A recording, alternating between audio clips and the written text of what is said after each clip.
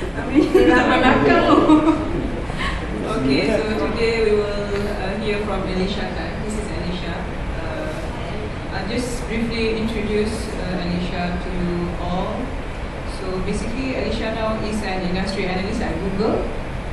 Okay, and a bit of history on how she have interest to explore this data science field.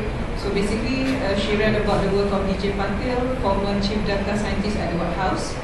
And from that, she knew that she wanted to move Malaysia forward similarly with data. And having graduated with a bachelor degree in accounting and finance, her technical incumbency became a massive career roadblock.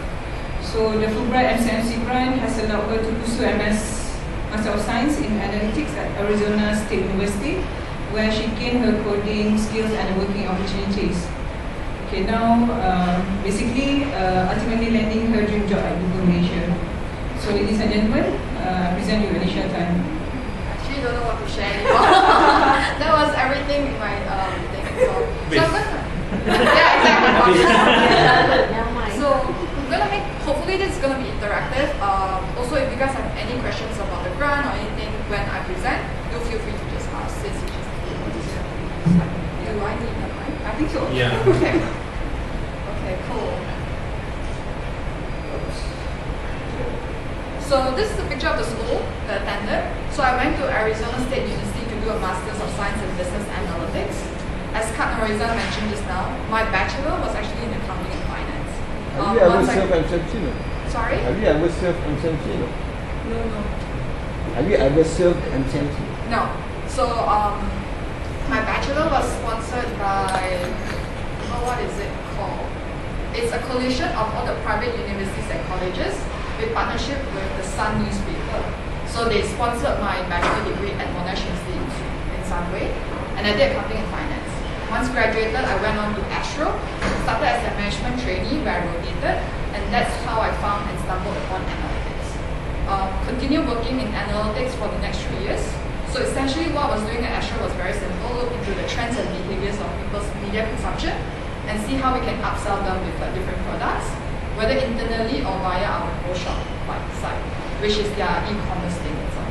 So then I was intrigued by analytics, but there was a lot of things that I want to do, not just at Astro, but for the society and the community that I couldn't do because of my technical hindrance and whatnot itself. So the backstory was actually Fulbright MCMC wasn't the only scholarship that I was considering. It was Fulbright for the US, Chevening for the UK, and then Endeavour for Australia itself. So I actually listed out all the deadlines and how I'm going to push forward. It's just that Fulbright was the first one that I scored, and it was D1 that I wanted. So it kind of works out that way. So I was at Arizona State University for about 9 months, in just 9 months. So it was August 2017 that I went and came back last minute. Sorry, Alicia, can I ask any reason why you chose Arizona? So we have been running this program for 2 years, I believe, and the first guy who went there is actually my friend, Vincent. He also did a master's in data science or analytics, that area, and he attended Arizona State University. He raved very highly about it, so that's one point. Second point is they are very, very generous with their scholarship. So this grant might not be enough for you to cover all your costs, but because of all the additional scholarships that the school gives you, it was enough to cover my entire 9 months without needing to fork out a lot more additional fund by myself. So it also depends on the school you're applying for, the duration, and the grant that you get from the school after application. So all this factor into my choice why I chose Arizona. Do you have any chance in terms of ranking?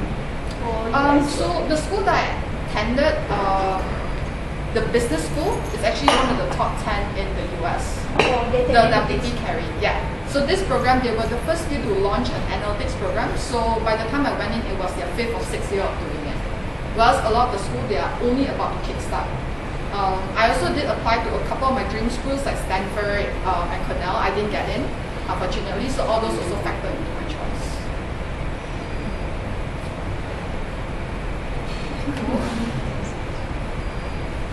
Okay.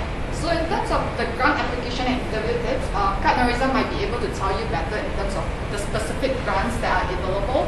But I just put it into 4 very, very simple tips. Is number 1, you have to know what is your goal. So for me, coming from an accounting and finance background, it was very tricky in convincing why people should give me grant to do something completely different from what I was doing prior to that. So knowing your narrative and you have to believe it yourself.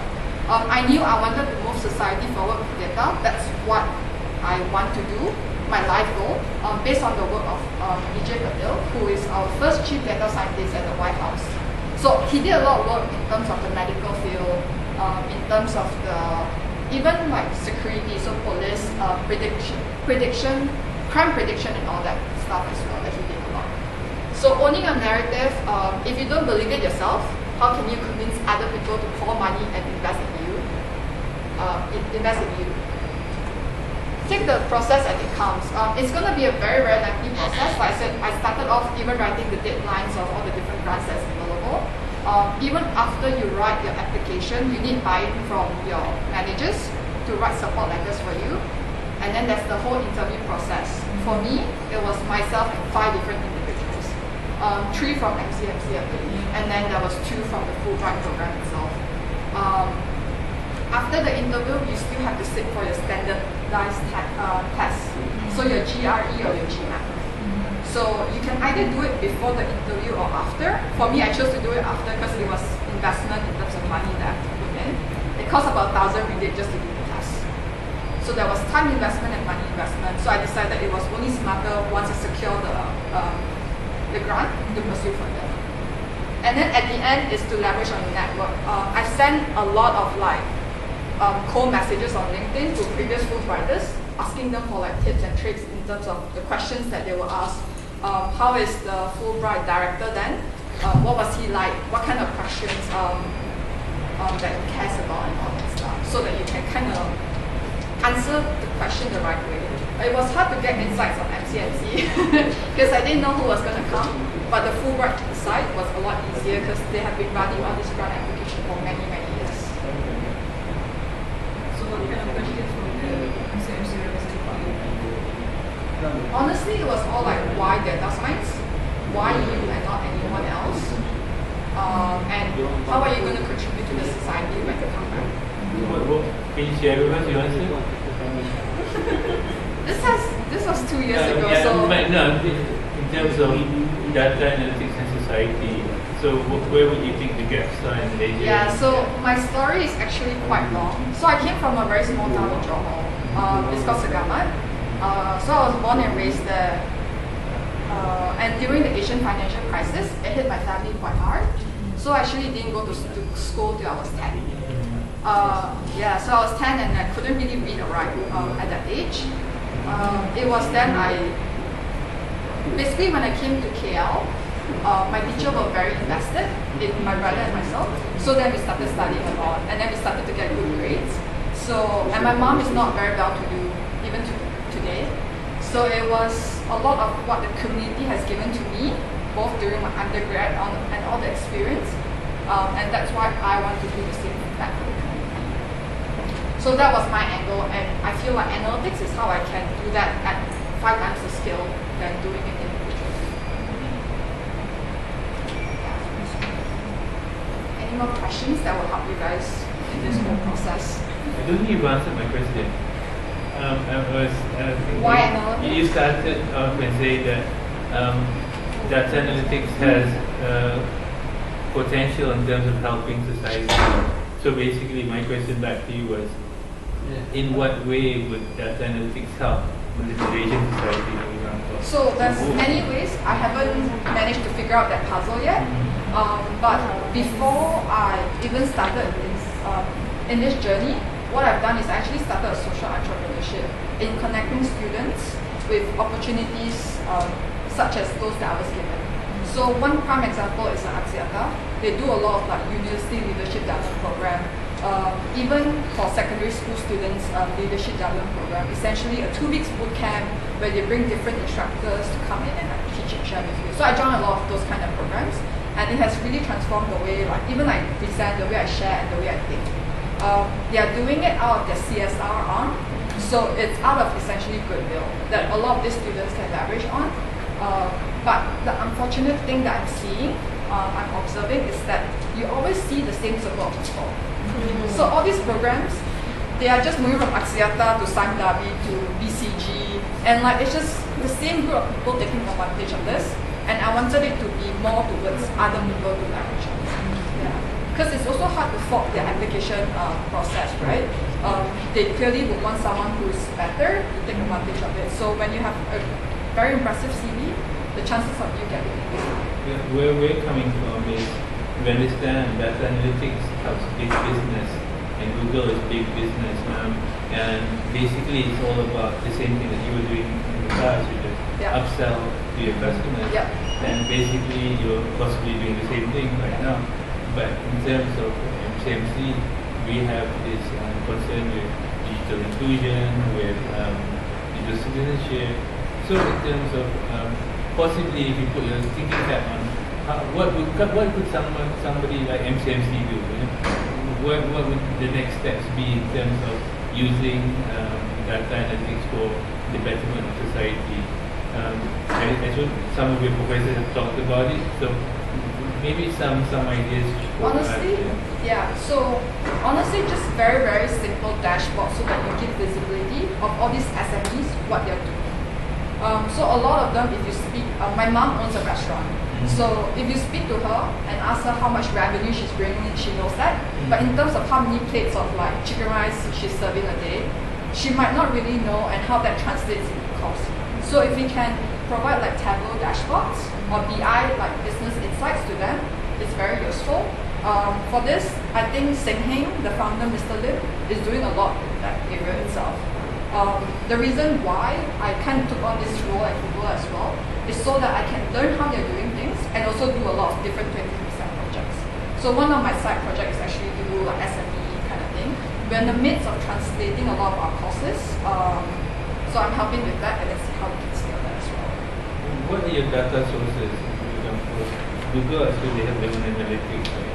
So for the SME, where would you draw the information? So they all have CRM. Yeah. So registration CRM and whatnot.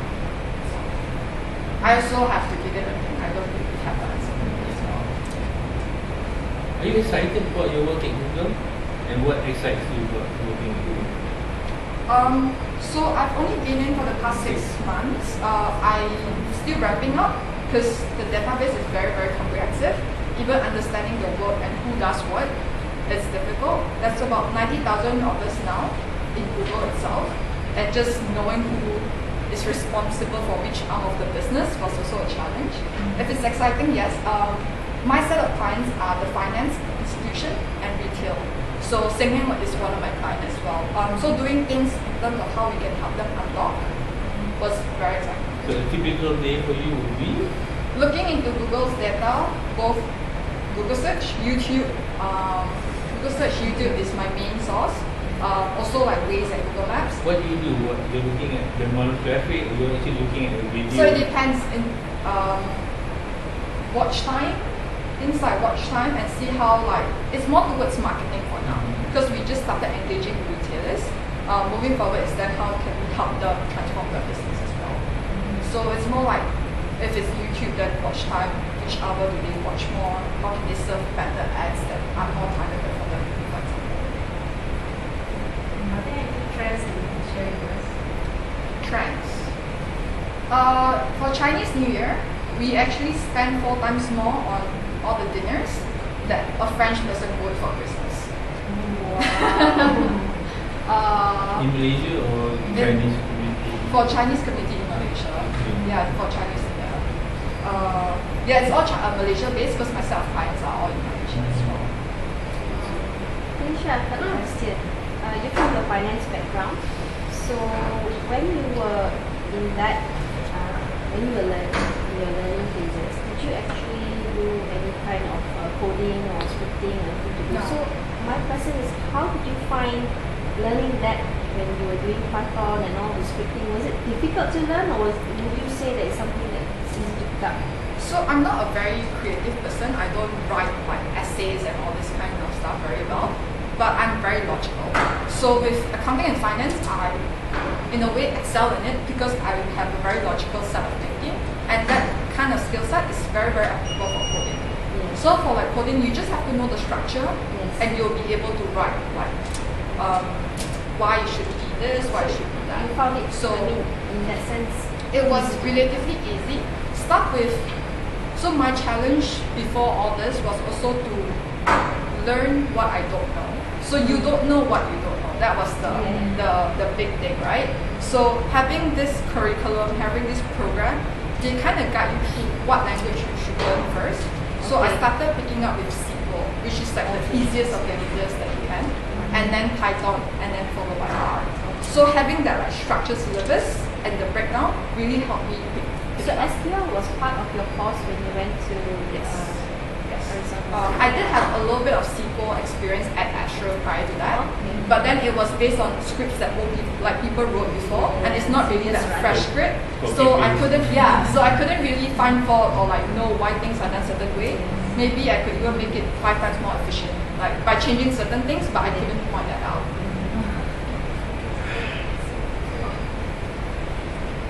So this, I think I've said a lot. This was my goal, my narrative for this application itself is that I want to move society forward with data.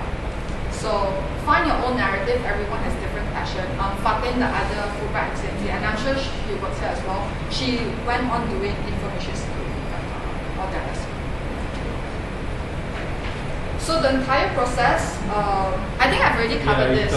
Yeah, so it's always the start that requires the greatest effort is to commit to the course. So once you know that you want to apply, put in time, schedule time to actually look at it. So commit to the course, write the grant application. I think what's really important and what I was lucky enough is to get managers by it. So at that time I was reporting to the group financial controller at Astro, and she was very, very positive at like pushing me towards doing this. So be true to yourself during the interview and study for standardized tests. This was very, very tricky. So which one did you take? I took the GRE because that's a generic one. GMAT, I believe, is for business courses. It's definitely not easy, especially from, I went to public school all along, and our English comprehension is not very, very deep.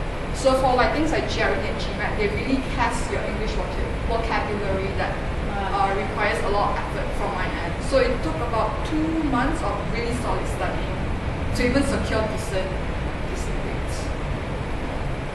You going to share your scores with us? I don't remember my scores, but it was good enough. It wasn't good enough for Stanford, but was good enough for Arizona State. Yeah. Okay, Christian.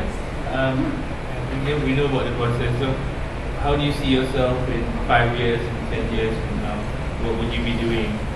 Would you be anywhere close to meeting your goals? Honestly, I want to learn more from all this data gurus.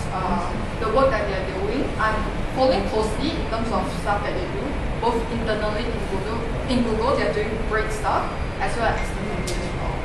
So I think it's still too early to tell. I'm also very, very new in the industry. So I haven't really found my niche. I was thinking as a logical person, you probably have a Roadmap? I think having 2 sets of a roadmap is not a good thing as well. For me, if you asked me 5 years ago whether I would have an opportunity to study in the States, and then you're going to see a little bit more after that as well, but it's just not something I could even imagine. And if you tell me I would be able to work at Google At 5 years ago. At 10 years old, would you have had that? At 10 years old, I was learning how to read. Yeah. So, so definitely maybe you're not. thinking at 25 and be. So this is a little bit more personal, but my mom always shared this with me. She's a single mom. So growing up, she would say that if all her kids graduated from like finished SPM and would even get a job as like a bank teller, she would be more than happy. Yeah. So it really depends on your circumstances then, and then you will have to tweak your roadmap. Your brother is. My brother is working currently. He just started a new job at Maybank. He's leading the Maybank QR pay. Not leading, he's part of the QR pay team. So both of you done good luck, and so your mom's very happy. Yeah. My sister is still in school, so it's her last semester and she's going to graduate soon. I don't remember what I have next, so I'm going to... Oh, okay. This is then a walkthrough in terms of like the experiences that I had in a short 9 months. Okay, difficult question. Would you rather be a Malaysian or American? In terms of moving forward, like where I want to settle or... Do you feel like it's better to be a Malaysian or better to be an American? You don't have to answer if you don't want. No, I just never thought about it that way.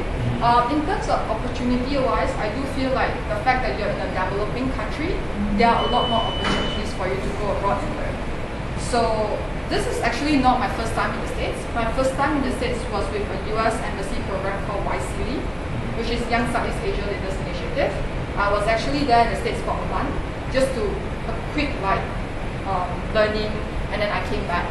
So that's how I met a lot of my friends on my network today. So I think in terms of opportunity, maybe Malaysian, but lifestyle is actually really nice. My American dream. Yeah, so I'm skewed towards the US as opposed to the UK.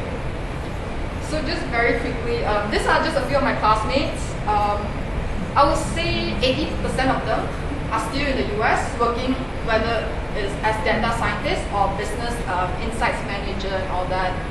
I think, well, she's not in this picture. There's a few that's in Amazon now, none in Facebook if I'm not wrong, and then a lot just scattered across in different tech firms. Lyft, I think she's working at Lyft right now. Yeah, so they're just really, really cool bunch of people. You see a range of people, right? So if you're going over to the US with your family, you will then have very, very different experiences as opposed to how I led my 9 months there. So we had a few Fulbrighters who brought their entire family there as well, their wife, their kids, and all that. Yeah, so this is my classmates. I also did capstone project for this company called Infusionsoft. They are a small medium enterprise CRM company.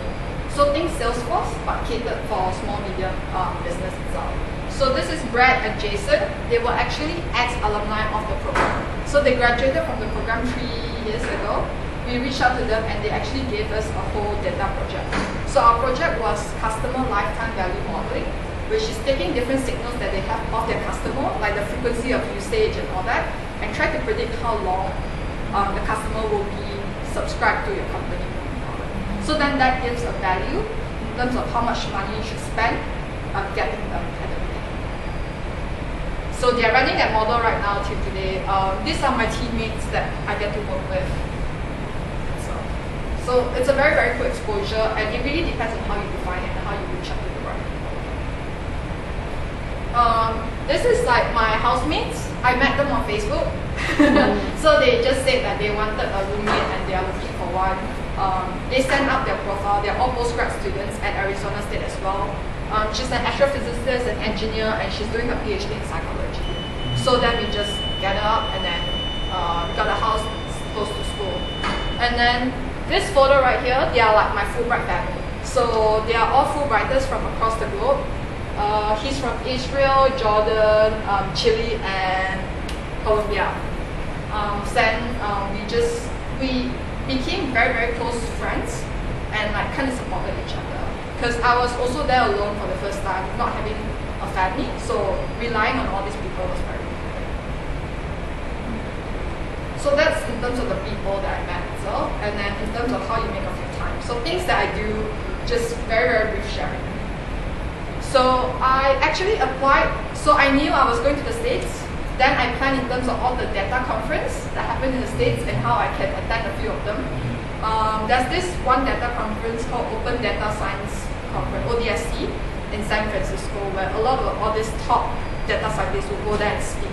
So I ran my grant. The school actually gave me a small sum of money to cover my flight. I had to crash on my friend's couch for a few nights, eat cookies and bread for a long time. This is the Google campus.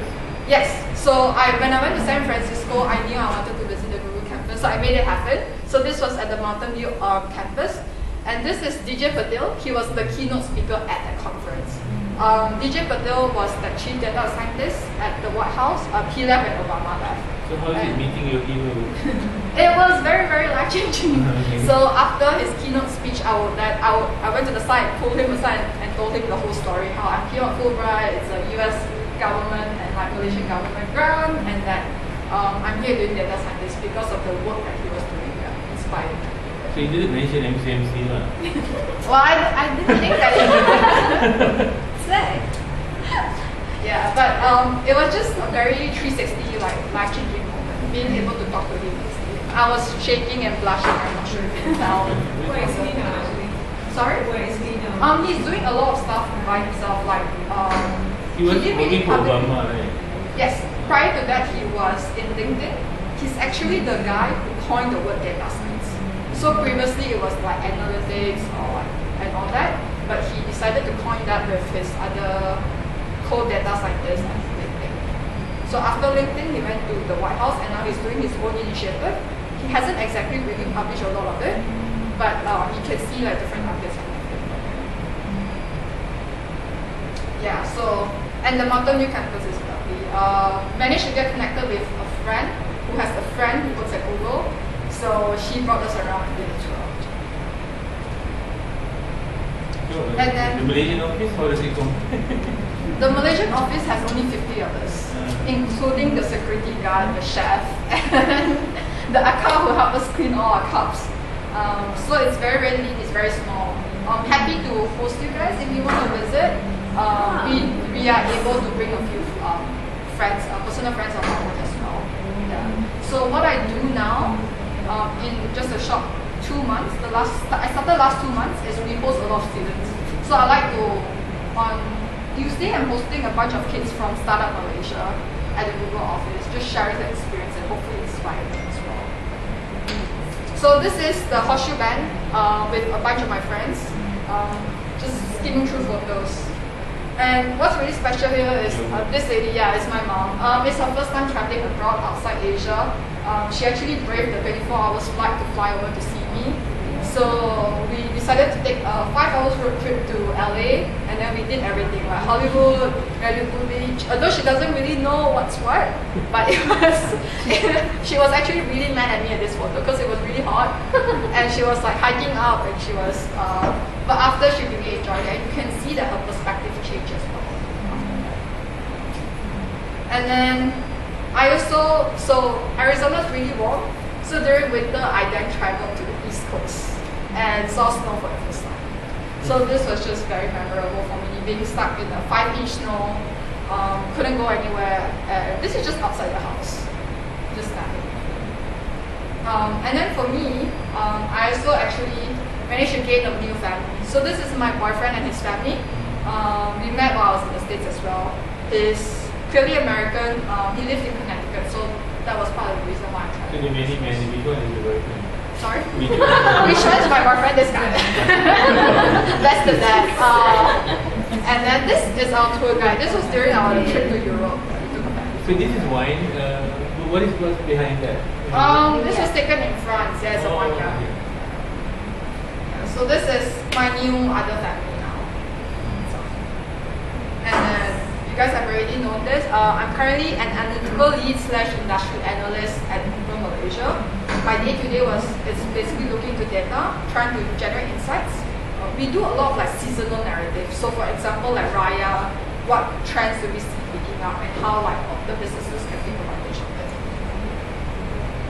And then I get to do this was taken during YouTube week with my bunch of colleagues. I think it was like my first month in the job, so it was really cool to be able to do that.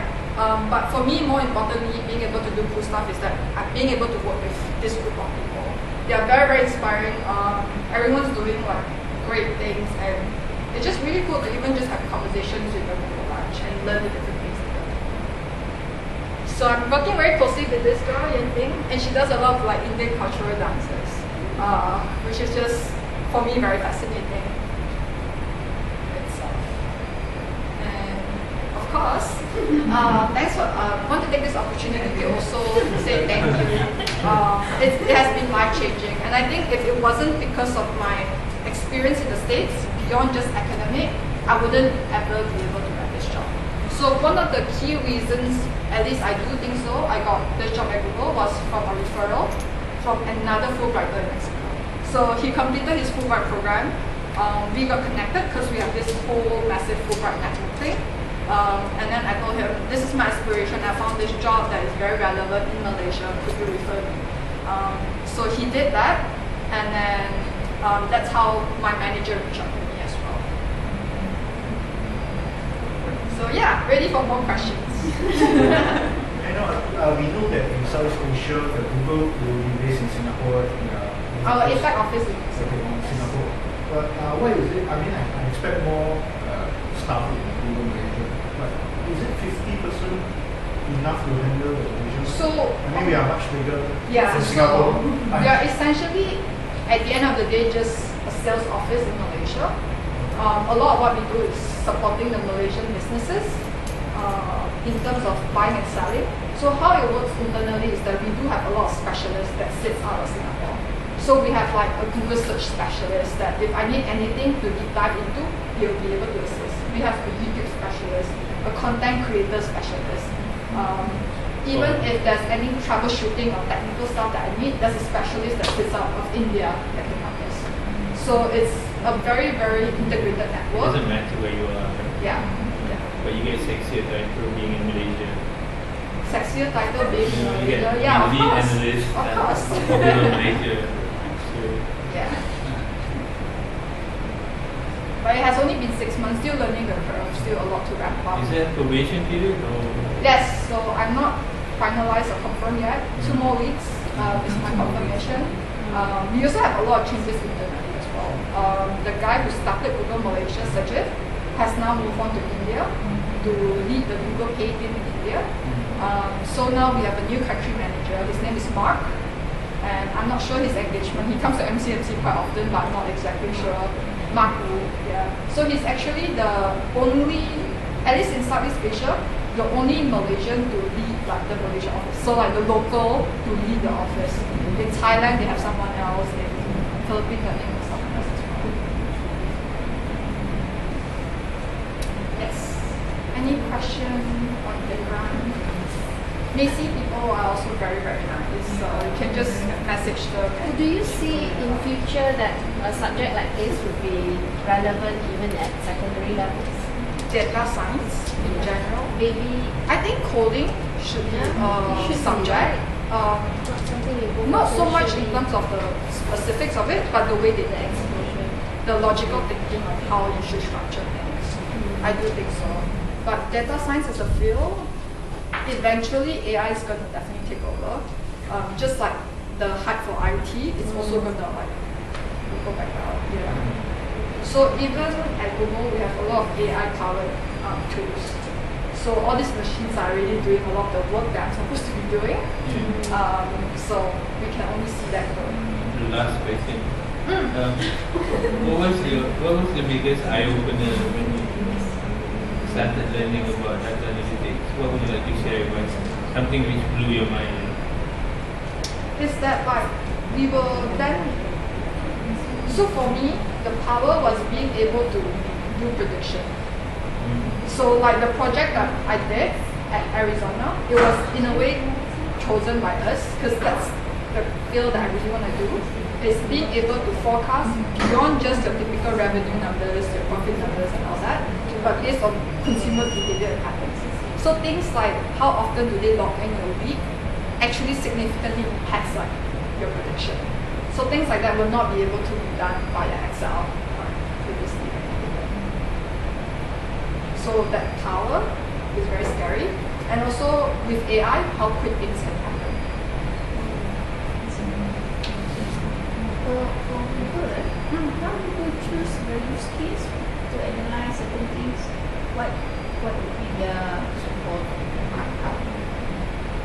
methods when they choose a use case to be analyzed?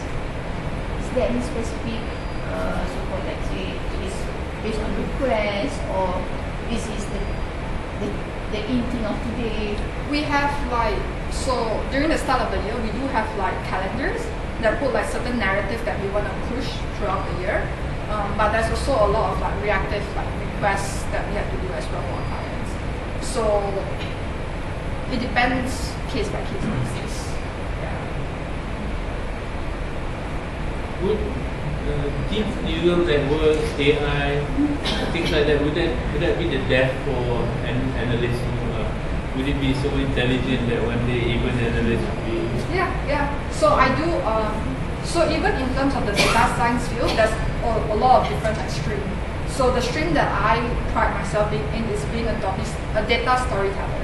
So being a storyteller is what the AI is more difficult for them to learn, as opposed to the data crunching, data modeling and all that. Why not data modeling is the fact that a lot of people with like bachelor in computer science are way more technical than I could ever be. But what is my niche is the fact that I have business background. I do have passion for data and able to see that side of things, and being that bridge is what I chose to do. Is there any local similar course? So when I was looking at it, it was very limited. Now I've been hearing ads on radio, so I think they do have it. Opens University might be running it. I know Monash, because I'm still quite updated with the community there, is they are starting to introduce data science or analytics as a major for the business program. So there is the option to major in analytics now. So previously, actually, if you think about it, statistics is data science. So it's just a revamping and making it sexy.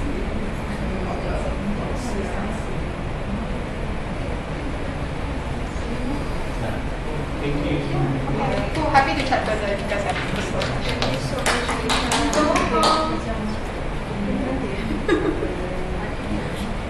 Okay, I think we are done with this part.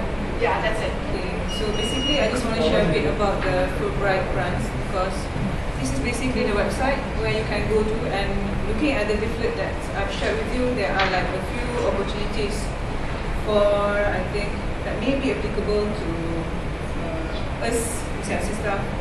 The first and the second one, I think, the Fulbright Malaysian Graduate Study Program, as well as the Fulbright Humphrey Fellowship Program. So basically, these two grants are going to be opened up soon, which is in March 2019. Maybe you can just like go to this website and for the announcements as well as for the details of the grant. And basically, you can just like harass Kali's name that I put here. You can just like call her or email her. She will entertain all your inquiries. Tapi kalau boleh, jangan cuba Fulbright. Maybe cuba Humphrey lagi banyak duit. So dah more money. Yeah, it also depends on the competitiveness of both grants. Actually, it's very very competitive. But I think not so many applicants, right? But they still have that merit. So For me, it's the network that really adds value. So here is the Fulbright MCMC grant, but sadly our graduate study grant is no longer there. And for your information, our collaboration with BC will expire by end of this year, so we will no longer offer any grants under this Fulbright MCMC. So guys, our opportunities is for this Fulbright graduate study program as well as the Humphrey Fellowship program. Yeah. So give it a try. Yeah. Anything you can refer to Alicia or Kalis. Kita sebutkan chevening dengan endeavour. Yeah. Any other grants. Yeah. Okay. Thank you. All that is super. Yeah. Thank you for coming, guys. And you can also share this with your colleagues.